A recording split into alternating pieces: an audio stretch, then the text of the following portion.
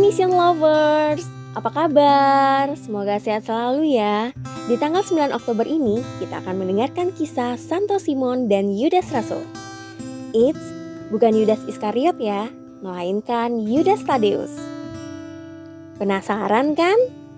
Markisi yuk, mari kita simak. Nah, teman-teman, Simon orang Zelot dan Yudas Tadeus merupakan Rasul Yesus.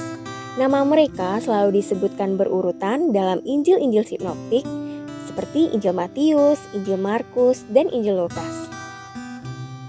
Simon adalah saudara sepupu Yesus dan juga saudara Rasul Yakobus Muda dan Yudas. Kira-kira teman-teman ada yang tahu nggak kenapa Simon disebut orang Zelot? Jadi begini teman-teman ceritanya. Simon yang satu ini dipercaya mengikuti aliran Zelot yang merupakan aliran fanatik Yahudi yang bahkan juga jadi pemberontak melawan kekuasaan Roma, teman-teman. Tapi Zelot sendiri bisa diartikan juga sebagai yang rajin atau yang meluap semangatnya. Nah, Simon yang rajin ini berasal dari Kanaan. Sementara Yudas Tadeus adalah saudara dari Yakobus Muda. Tadeus juga punya artinya loh.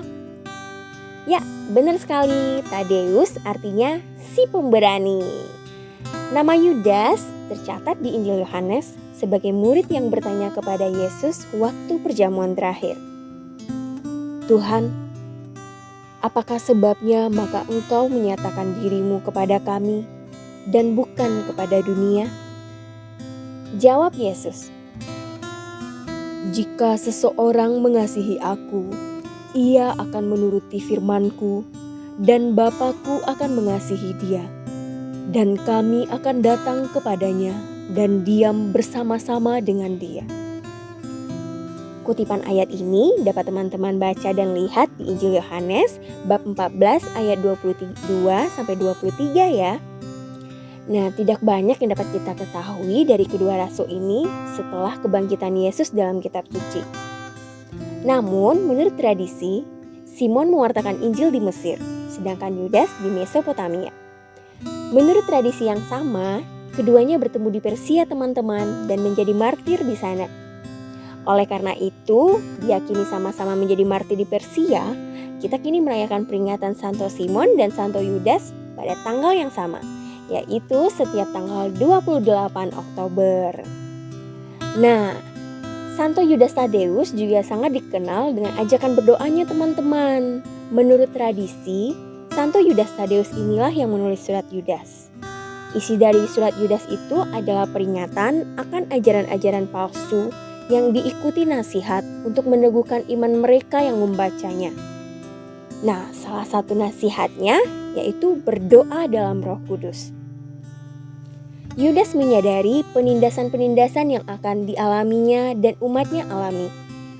Ia sadar akan munculnya ajaran-ajaran sesat yang mampu menyesatkan umatnya. Dan dia tahu betapa sulit bagi umatnya untuk mempertahankan iman dalam keadaan yang demikian. Tapi, Santo Yudas Tadeus sangat hebat, teman-teman. Ia juga tahu ada cara untuk bisa tetap teguh dalam iman di bawah penderitaan seperti ini. Ayo, teman-teman tahu nggak apa itu caranya? Ya, benar sekali. Caranya adalah berdoa. Bagi Yudas, berdoa adalah cara untuk memelihara iman dalam kasih Allah. Dari iman yang semakin kuat berkat doa ini, kita akhirnya dapat meneguhkan iman sesama kita yang mengalami keraguan dan bahkan dapat menyelamatkan orang-orang dari dosa. Berkat peneguhan dan penghiburan dalam situasi sulit yang Yudas berikan melalui nasihatnya tentang doa, Santo Yudas Tadeus akhirnya menjadi pelindung bagi mereka yang mengalami kesulitan besar serta yang mengalami putus asa. Nah, teman-teman, kalau kita mengalami kesulitan atau bahkan merasa putus asa, kita bisa berdoa dengan perantaraan Santo Yudas Tadeus. Kita dapat meneladani cara hidup dari Santo Simon dan Santo Yudas Tadeus untuk tetap berpasrah kepada Tuhan dalam kondisi apapun. Kita harus mengandalkan Roh Kudus dalam setiap karya kehidupan kita. Baik teman-teman, demikian kisah dari Santo Simon dan Yudas Rasul. Sampai jumpa di riwayat kisah Santo Santa berikutnya.